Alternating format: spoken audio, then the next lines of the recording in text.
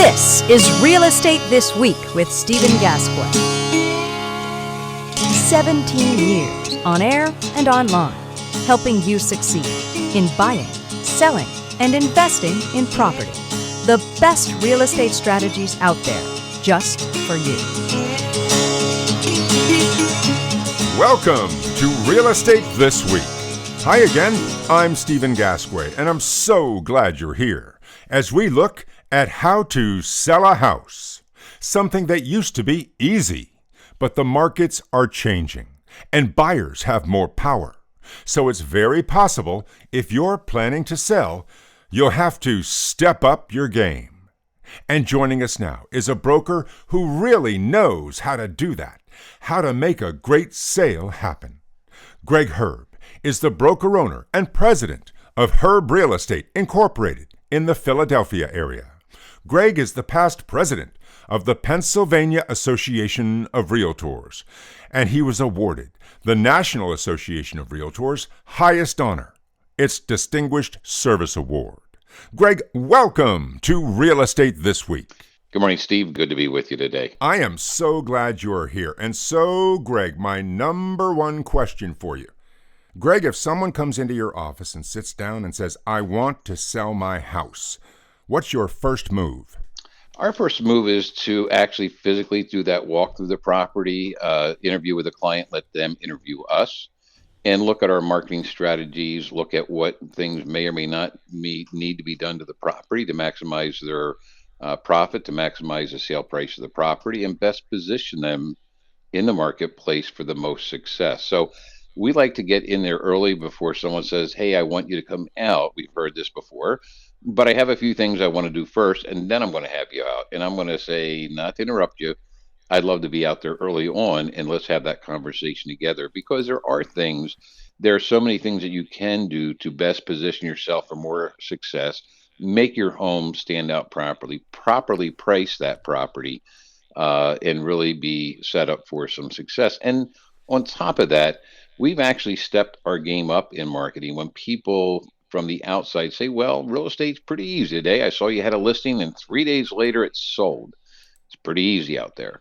Well, we're actually doing as much or actually more marketing than we were doing a year ago. And that's really to showcase listings to maximize our clients' return on their investment and reduce the market time, as well as we hear the other thing being talked about, the competitive position our clients are put in when there's a lot of competition for their property. So it's going to help them all the way around. So we're still doing the full video tours on many of our listings, our virtual walkthroughs, professional photography. So it may not be as simple as it seems from the outside, but the inner workings of what we do is to really focus on our client. The marketing is so important. But Greg, before we really dive into that, let me go back to something you just said, setting the right price. Mm-hmm. How do you come up with a competitive price that's going to bring in the buyers and not turn them away? That's such an excellent question, because we hear in this market, some sellers say, well, it doesn't matter what price tag I put in on the property. There will be a bidding war, perhaps, if there are in a seller's market. And that's not always the case. You have to be smart. You have to be educated to the marketplace. And so to your first question, you still go about that process by doing your comparative market analysis, look at the sales data in the area, make comparisons to those homes that have sold. Check your inventory out there, and the inventory is what is active in the price range of the subject property, and how do you position with them. If you're the highest property with the less bells and whistles, that's going to get the least amount of activity and not set you up for the kind of success you're looking for. By the same token, when we see properties that sell over list price, and again, our marketplace, we're seeing that on a fairly regular basis, one might arrive at a conclusion, not correct, that was a property priced properly or could have been priced higher.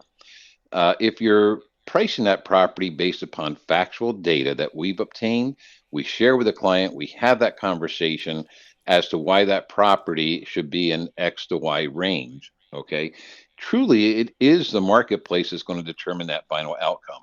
There are people willing to pay X percent or in dollars significantly more than that because they don't want to lose another house. And that's the house that they plan on spending the next 10, 15, 20 years.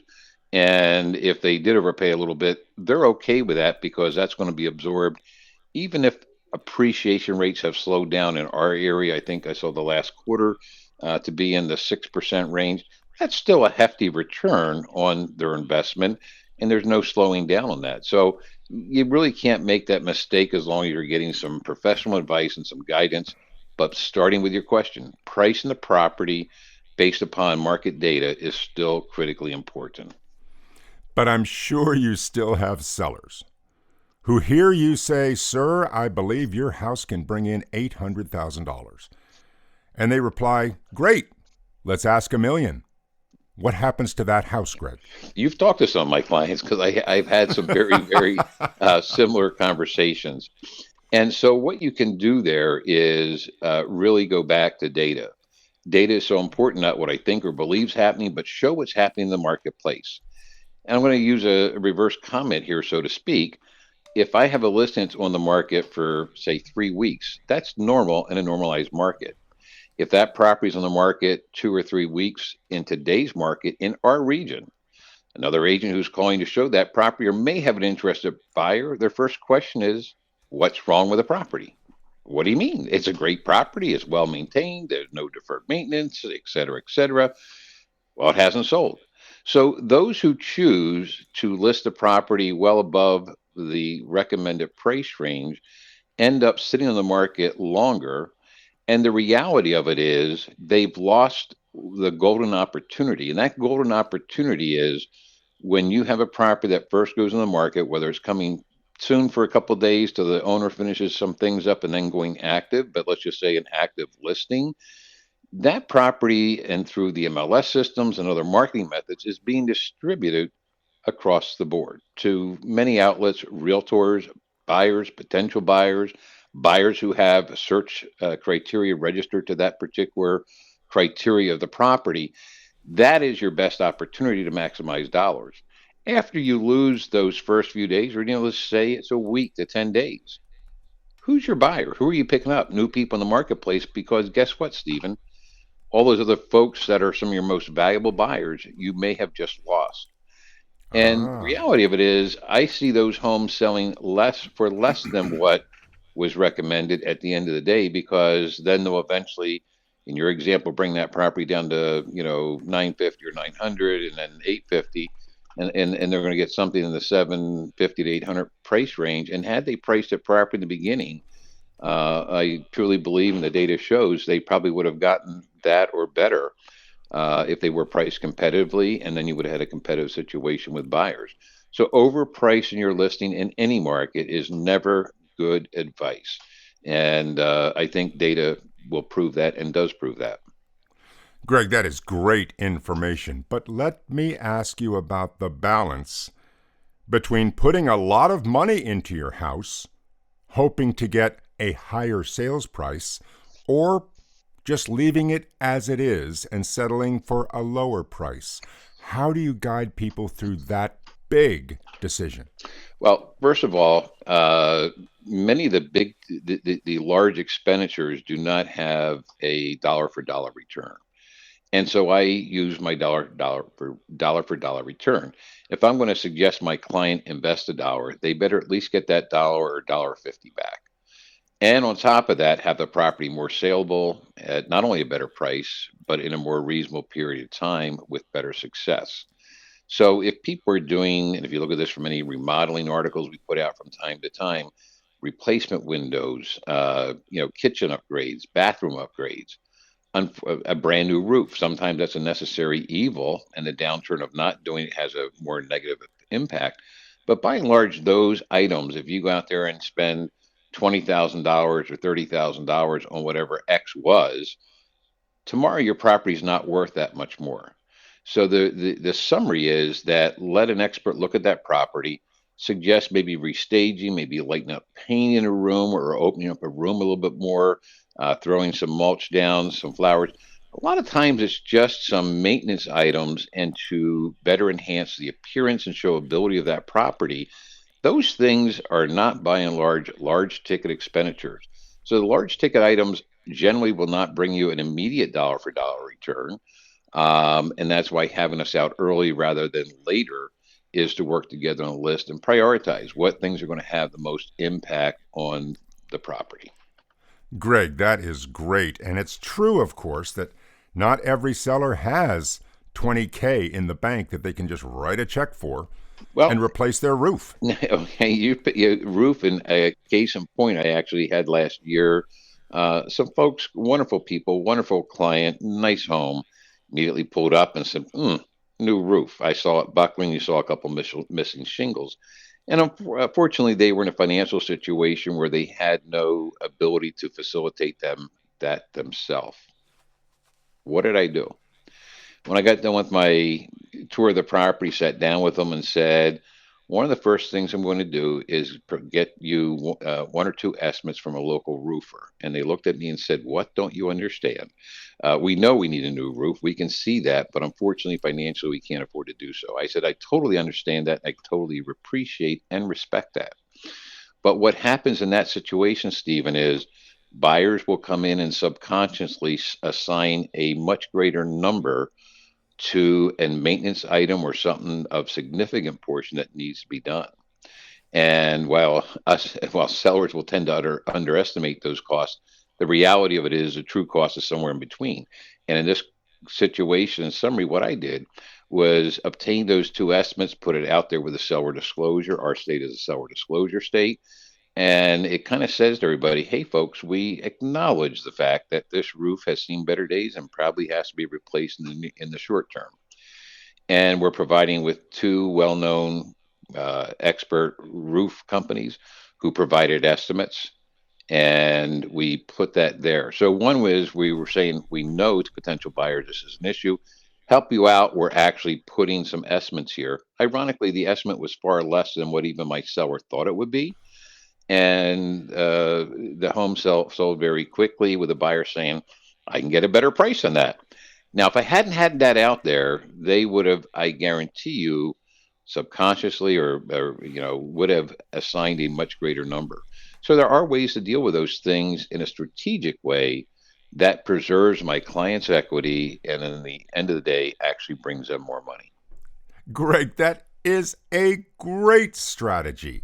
And one other thing it produces is trust.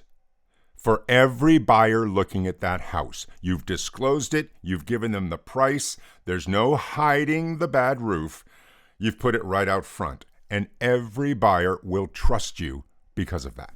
I mean, and again, I think in anything that we do, it is always as us as realtors, our client comes above all other interests, including our own. So obviously, our recommendations are always in what's the best interest of our client to best serve them, whether it's preserving their equity or whether it's helping them to get into their first home, is to really find those things that will have the biggest return and best benefit to our client. Greg, that is just wonderful. Now, so far we've talked about price and we've talked about condition. But now, let's get really cutting edge and talk about a virtual 3D tour of the home, what it is, how it works, and why it helps a house sell faster. Great question, Steve. A virtual tour is actually, there are several software companies out there that actually blend in some positive use of AI. That actually comes in and the piece of equipment larger than a camera is set on a tripod, and the photographer, the photographer person is going to take that throughout the house and place that to build out the floor plan. Number one, it provides a floor plan of the property.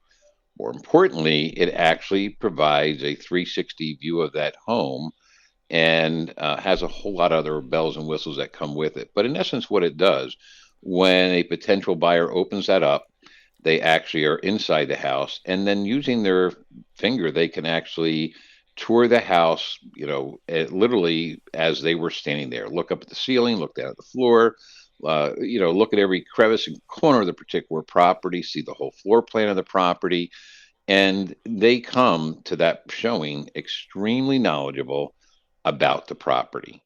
I always used to say that the first time somebody looks at a property, it's probably their third time, and people look at me odd and say, that's a really odd statement.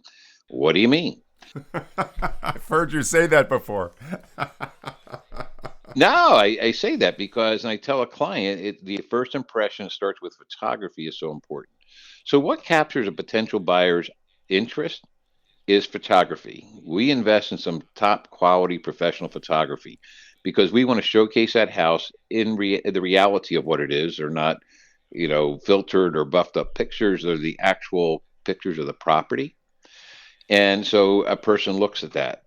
Many times, if they're in close proximity, the second thing they're going to do is a drive-by. Whether they do a drive-by or not, they're going to use a program like a Google Map or some other mapping program and look at the aerials, look at the surroundings, look at the property borders, how close the school is, et cetera, et cetera. So do they actually step foot and cross that threshold? It's actually their at least third or more times that they have seen something. Now, the virtual tour actually lets you go through the basement, the main floor, upper floor, attic, if applicable, and you can actually tour that property. The neat part of that is I just recently sold a home that was colonial in design, stone, and just a really neat colonial home. But once you peeked inside, Stephen, the property was very Victorian. Now, what made it Victorian? Wasn't the kitchen, wasn't the hardwood floors. It's the area carpets, the oriental carpets, the furnishings, lots of antiques, absolutely gorgeous. But if you actually don't like Victorian furniture, the 3D, most of them allow you to click a button, and guess what happens? The furniture disappears. And so AI builds out the rest of the room exactly as it is, can give you measurements, not only length and width of a particular room, maybe between a window and a doorway, etc., ceiling heights, everything within fractions of an inch. So you can floor plan your whole property, remove the furniture, put it back in, measuring tape that you can actually use your finger to point from A to B, determine that span, that distance, see if it's going to work for your treasured grandfather clock or a side piece in the dining area, whatever you may have. It lets you build that out. And time again, buyers have said not only is it the seller love it because they have a permanent photography of their property, but for a buyer, it allows them to place their furniture. It allows them to experience and know more. So they're a more informed buyer. So while we're representing the seller in the situation you described, we want to give that buyer as much information to make an informed decision and ultimately a better and higher price for our client with having that additional information. So it's a huge plus. Yes, we use irregular videos. We still do a lot of drone photography, as well as the still pictures throughout. So it is a significant investment that we're putting up front for the expected better return for our client. And another big part of selling your home that has been successful for decades, a part that actually makes houses sell faster and for more money. Tell us, Greg, is staging still as powerful and important as it's always been? Absolutely, it is. We tend to accumulate a lot of things, or as I say, sometimes stuff. I'm a gatherer. Thankfully, my wife is not, and she keeps me in line. But over time, admittedly, we all tend to gather. I'm going to keep that, not get rid of it. I haven't used it in a period of time, whether it's cleaning out your closet, just your garage, your basement, or just over furnishing a house. And when staging and being a practitioner for over 4 decades, staging was not a terminology used in my infancy in my career. And when people first started talking about it, admittedly, I'm saying that's some sexy term that doesn't really matter. People are not buying your furniture, they're buying the house. That's dead wrong. If they can actually visualize themselves in that home a lot easier or better, or the house shows better with that, less to do, it just resonates to a much better opportunity. And so we've had a property that may have sat in the market for 3 or 4 weeks. We'll even bring in sometimes someone from the outside and say we want another, third party outside opinion. What other things can be done to better stage or showcase this particular property? That colonial home I referred to a few moments ago, I actually had them remove some furniture just because they tended to be a collector of antiques. They were absolutely drop dead gorgeous. They were the finest quality, but it overwhelmed a room at times, and I want people to feel freer to and open up the room and better and more easily place their furniture. So we tend to over furnish things at time, and so the depersonalized declutter that always applies, but take staging to that next level. It might be lighting up some colors in a particular room, or other things. Simply put, one of the biggest things that costs the least amount, most times people are doing low voltage light bulbs. We tend to all have them in certain areas of our home. But when I turn that light on in the powder room that may not have a window in it, I want that to showcase that. And a lot of times I'll say, do you mind tucking those lower voltage light bulbs in a bag for use later, and then just putting a little bit higher wattage in? Because it just makes the house look cleaner, brighter, sharper with more light. So lighting can be really important, besides the things that we already presumed or assumed are part of the staging process. And so, Greg, when it comes to getting an offer, tell me this. If a seller gets one offer, or two offers, or 20 offers, how do you handle it, and how do you explain the offers to the seller so they'll know which is the best option? We actually are in a situation where we're seeing basically across the board multiple offers. And so when we see those multiple offers, what we do is actually put them on a spreadsheet. Our agreements of sale in my particular state are 11, 12 pages long, plus endorsements, plus seller disclosures, plus everything else. And if I'm sending my client, 30 pages of something, they're going to throw their hands up in the air. So what we do is take the salient facts. What's the purchase price? What's the down payment? What's the settlement date? Mortgage or no mortgage? How much of a mortgage? Do they have their pre-qualification? What things are including, excluding? And so I hate to use the old Ben Franklin approach, but it kind of is. It lists each and every one of those properties with a comparable table you can easily look at, and then dig down deeper as we have questions on them individually. So it takes the hardcore facts of, all those terms, and you look at it very easily, and it makes that process so much smoother and affords the client a little bit better time to digest that information. And keep in mind, everyone says, which is the highest price? The best offer is price, terms, and conditions. So all three things are there. And then the more difficult question is, sometimes you have something that might, an offer that might be a couple bucks more, but the next one in line maybe has less resistance or less contingencies, or it might be cash or a lower mortgage amount, or have something else that is more favorable to the seller than a small difference in price. So it's not always the highest price, it's price, terms, and conditions that weigh and win the day. And so, Greg, your firm sold 7 homes in 1 week.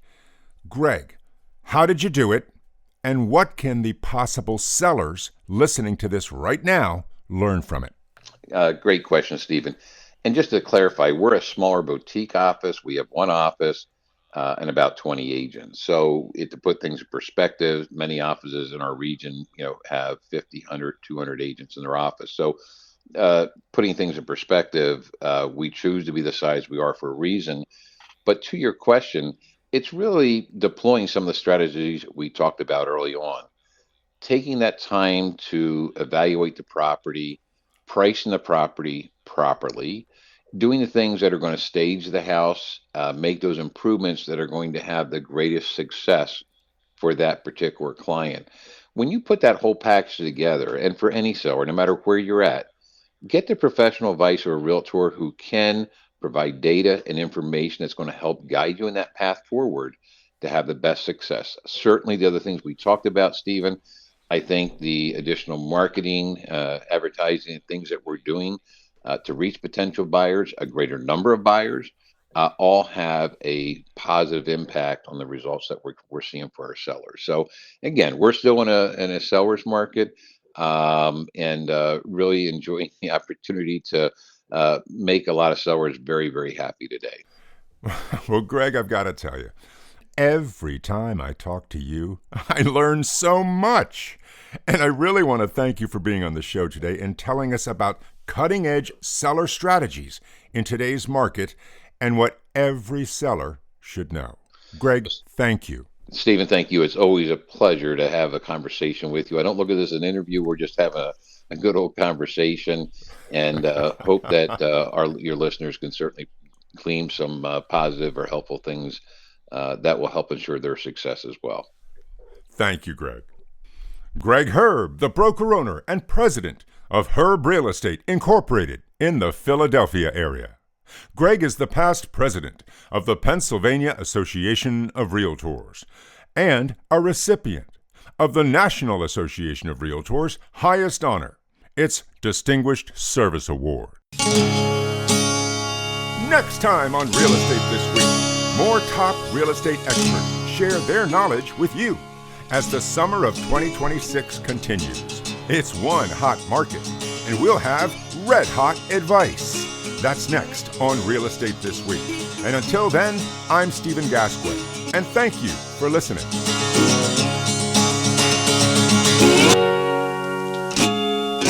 A brand new episode of Real Estate This Week with Stephen Gasque drops every weekend, everywhere. And you're invited to listen, subscribe, and follow us. Just look for Real Estate This Week with Stephen Gasque. The best real estate strategies out there, just for you.